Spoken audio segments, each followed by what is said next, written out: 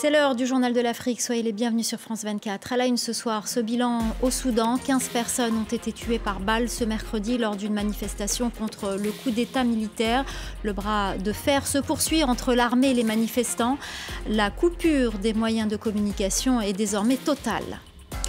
La quasi-totalité du gouvernement malien figure parmi environ 150 personnalités visées par des sanctions individuelles de la CEDEAO. Le Premier ministre de la transition, Choguel Maïga, y figure également. Ce n'est pas le cas du chef de la junte au pouvoir, Assimi Goïta. Nous serons en direct avec Serge Daniel dans ce journal. Et à la fin de cette édition, nous irons au Sénégal. Vous verrez que le fait qu'un enfant du pays ait remporté le prestigieux Goncourt donne de l'espoir au secteur du livre. Reportage de nos correspondants à suivre. La manifestation a dégénéré ce mercredi à Khartoum. 15 personnes ont été tuées par balle lors de nouvelles protestations rassemblant des milliers de Soudanais opposés au coup d'État militaire. Et la censure se durcit, la coupure des communications est totale. Julia Guggenheim. Sur ces images, des manifestants visés par des tirs à balles réelles. Cette nouvelle journée de mobilisation au Soudan se solde par plusieurs morts et des dizaines de blessés. Mais malgré la répression et les gaz lacrymogènes, la résistance contre le coup d'État du 25 octobre ne faiblit pas, semaine après semaine. الشباب دي تتحقق الشباب دي دايرين لهم حكومة مدنية فيها سلام فيها حرية فيها عدالة فيها تنمية نحن دي الناس كبار وخلاص مستقبلنا انتهى لكن هم ديل المفروض يعني تتحقق مطالبهم على الأقل كان الحرية اللي في ذاتها خلاص. La date du 17 novembre est symbolique. Cette journée aurait dû voir la présidence du Conseil de souveraineté passer aux mains d'un gouvernement civil. Mais le coup d'État du général Abdel Fattah al-Burhan a douché cet espoir et mis fin au processus de transition où le pouvoir était partagé entre civils et militaires. Une situation que déplore la communauté internationale, comme l'a évoqué Anthony Blinken en déplacement au Kenya. Sudan had been on a path toward democracy and stability. Returning to that path is the best way for Sudan to attain peace and prosperity, become a leader on the continent, and to restore very strong support from the international community. Later, les manifestations devraient se poursuivre dans les jours à venir. On en vient à cette attaque au Niger. Elle a eu lieu hier dans l'ouest du pays. Le campement de Bako Rat a été ciblé par des hommes armés non identifiés selon le ministère de l'Intérieur. Le bilan provisoire de ces attaques fait état de 25 morts. Et le bilan continue à s'alourdir au Burkina Faso. Au moins 49 gendarmes et 4 civils ont été tués lors de l'attaque djihadiste de dimanche contre un détachement de gendarmerie dans le nord du pays. Je vous propose d'écouter la réaction du président burkinabé. Il ne peut pas être normal en ce moment que l'armée, qui doit être la structure la mieux organisée, que dans cette armée, nous ayons des dysfonctionnements à un niveau aussi important que les dysfonctionnements concernant la question de l'alimentation, les questions logistiques et autres. Cela est inacceptable et c'est pourquoi je comprends fort bien les différentes réactions de colère qui sont exprimées ça et là. Au terme de l'enquête, l'ensemble des personnes qui seront concernées feront l'objet des sanctions disciplinaires sans exception. Le colonel Assimi Goïta, président de la transition et chef de la junte au pouvoir au Mali, ne figure pas sur la liste des 150 personnalités visées par des sanctions individuelles de la CEDEAO, mais la quasi-totalité de son gouvernement y figure. Nous partons tout de suite à Bamako, retrouver Serge Daniel, le correspondant de RFI. Serge, bonsoir. Sur cette liste, il y a aussi le Premier ministre Choguel Maïga.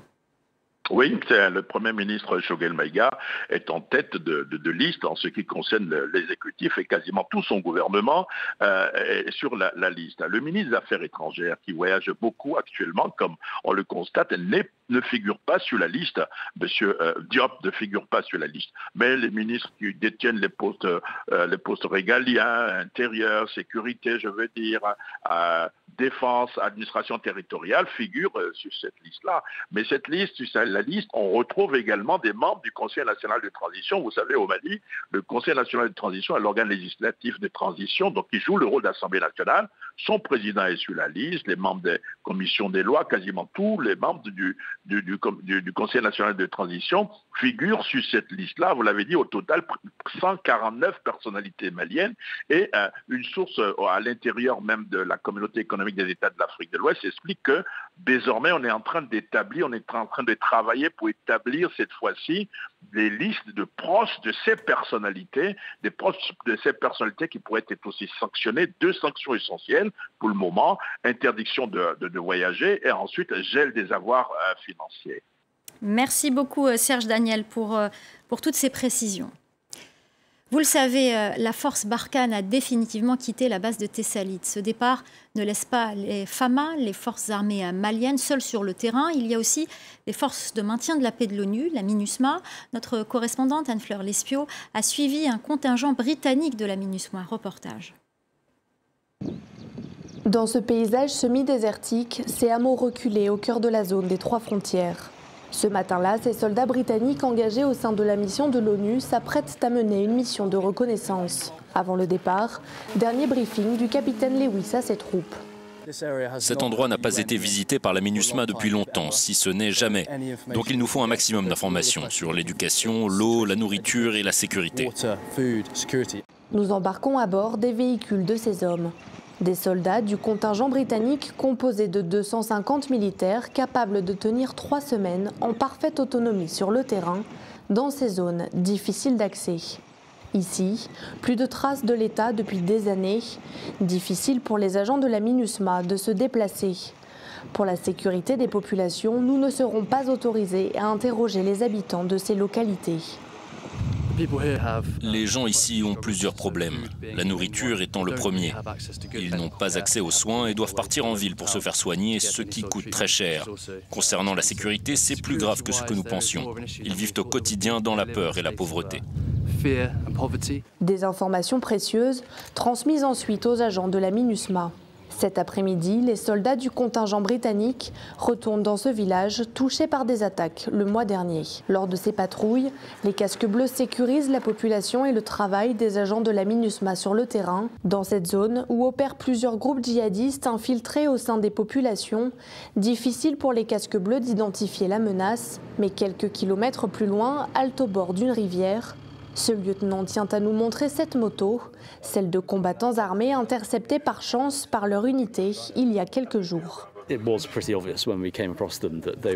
Il était évident qu'il ne s'agissait pas de gens normaux à moto car ils ont pris la fuite.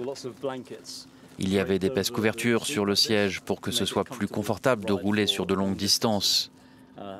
Et sous les couvertures et à l'arrière de la moto, ils avaient caché des armes. Sur ce territoire immense où l'armée malienne peine toujours à faire face aux groupes armés djihadistes et où la France a amorcé le retrait d'une partie de ses troupes, la mission de sécurisation des forces de l'ONU reste périlleuse, 8 ans après leur arrivée au Mali. Et on va aborder à présent la question des droits de l'homme au Burundi avec Maître Armel Niyongere, président de l'ONG ACAT Burundi, lauréat d'un prix pour les droits humains. Bonsoir, merci beaucoup d'être avec nous ce soir. Alors, la première question qu'on a envie de vous poser, c'est quelle est la situation au Burundi, la situation des droits de l'homme au Burundi aujourd'hui? Est-ce que les choses ont changé depuis l'arrivée au pouvoir de Evariste Ndayishimiye? Le contexte est globalement marqué par une régression continue et préoccupante des droits de l'homme qui constitue et qui se traduit à la persistance des violations graves des droits de l'homme. Il y a bien évidemment quelques gestes positifs qui ont été observés lors de l'accession au pouvoir d'Evariste Ndayishimiye. Là, je dis la libération des journalistes du groupe de presse Iwacu, la libération de Germain Rukuki de la CAT, de Nestor Nibitanga de la PRODH, une radio privée Bonesha qui a ouvert au Burundi, mais cela est insuffisant par rapport aux violations des droits de l'homme qui s'observent jour au jour. Alors comment décririez-vous justement le Burundi d'aujourd'hui? Par les disparitions forcées, par les cadavres que l'on retrouve dans des rivières, comment vous décririez aujourd'hui la situation des droits humains dans votre pays? La situation est alarmante pour le moment. Et ces derniers jours, on assiste à beaucoup de cas de disparition forcée et beaucoup de cas d'assassinat. Et la fois passée, on a fait un rapport après 15 mois d'accession au pouvoir du président Evariste Ndayishimiye. Et on a documenté 695 cas d'assassinat. C'est beaucoup, c'est alarmant. C'est pour cela que la situation continue à se dégrader durant l'accession au pouvoir d'Evariste Ndayishimiye. Vous pensez qu'il y aura un léger mieux, puisque vous dites qu'il y a eu un léger mieux depuis son accession au pouvoir.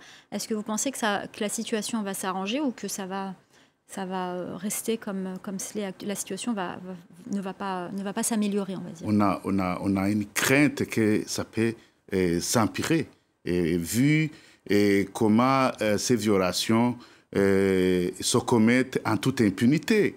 Il n'y a personne qui est poursuivi pour avoir commis ces violations. C'est une honte pour la justice. On voit qu'il n'y a pas vraiment une volonté de lutter contre l'impunité.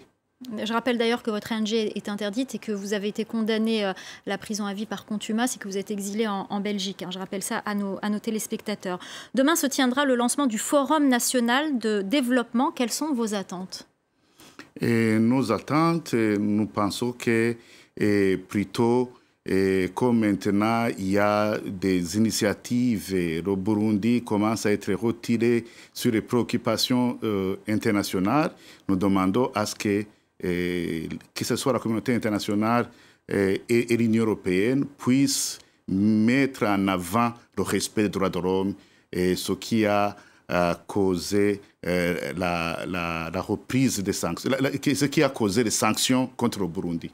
Alors, dernière question, quelle est votre lecture des déclarations du Burundi hier visant le Rwanda voisin? Les autorités burundaises accusent Kigali d'entraîner des réfugiés burundais sur son sol pour commettre des attaques dans leur pays d'origine. Pourtant, un processus de rapprochement avait démarré entre les deux pays. Quelle est votre lecture de ce qui se passe entre les deux pays voisins? Et moi, je pense que le Burundi n'est pas prêt à mettre en avant les bonnes relations avec les pays voisins. Et sinon, on croyait que la situation, les relations commencent à avancer, puisqu'ils ont échangé des malfaiteurs, des rebelles. Mais on voit qu'il n'y a pas vraiment une volonté du gouvernement du Burundi de mettre en place ces relations entre les pays voisins.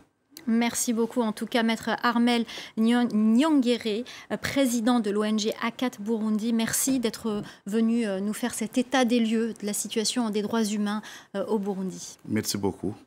Au Sénégal, le sacre de Bougarsar au Goncourt a apporté joie et fierté, mais aussi un regain d'espoir dans le milieu littéraire. La consécration de la plus secrète mémoire des hommes a donné un coup de fouet au secteur du livre, plongé dans la crise depuis des années. Les libraires et les maisons d'édition locales espèrent en tirer des avantages. Reportage de nos correspondants Elie Mandao et Sarah Sakou. C'est l'ouvrage que tout le monde s'arrache au Sénégal. Le roman de Mohamed Mbougarsar a dépassé les 1000 exemplaires vendus dans cette librairie dakaroise. Dès la parution au mois de septembre, cet ouvrage a été très bien accueilli. Mbougarsar est un écrivain exceptionnel, on le sait, avant le prix Goncourt. Il est clair qu'au moment où il a été couronné, les ventes, elles ont explosé et on est tombé en rupture de stock en quelques heures. Cette lectrice s'estime chanceuse d'avoir obtenu un exemplaire. C'est une opportunité, il faut le saisir. Je pense qu'il a l'air intéressant. Le Goncourt a été coédité par Jimsan, une petite maison d'édition sénégalaise. De quoi redonner espoir aux professionnels confrontés quotidiennement à la contrefaçon et à la concurrence du numérique. Nous allons continuer à nous battre pour faire en sorte que les livres soient produits, que de bons livres soient produits et surtout que ces livres arrivent dans les domiciles, dans les salles de classe, dans les bibliothèques et puis voilà, dans les centres de lecture ou dans la rue. Les livres sont de moins en moins consommés au Sénégal, de l'avis de tous les spécialistes du secteur. Le sac de Mohamed Mbougarsar, 31 ans, pourrait inverser la tendance. Ça peut booster, stimuler le goût de la lecture pour surtout la jeune génération, parce qu'il faut faire un parallélisme formel. C'est un jeune qui a remporté le prix Goncourt. Les jeunes peuvent s'identifier à lui, lire ses ouvrages, lire également d'autres ouvrages qui ont été publiés par des jeunes aussi bons et autant bons que Mohamed Bougar Sarr. Les acteurs du livre comptent aussi sur l'État pour capitaliser sur l'enthousiasme créé par le Goncourt. En 2020, 600 millions de francs CFA, près d'1 million d'euros, ont été dégagés par le gouvernement à travers un fonds d'aide à l'édition. Une enveloppe jugée insuffisante par les acteurs du livre. Allez, un petit mot de football avant de se quitter. Samuel Eto'o a déposé sa candidature à la présidence de la Fédération camerounaise de football. Il se dit convaincu de remporter le scrutin du 11 décembre prochain et dénonce d'ores et déjà les fraudes et tractations en cours. Voilà, c'est la fin du Journal de l'Afrique. Restez avec nous, l'info continue sur France 24.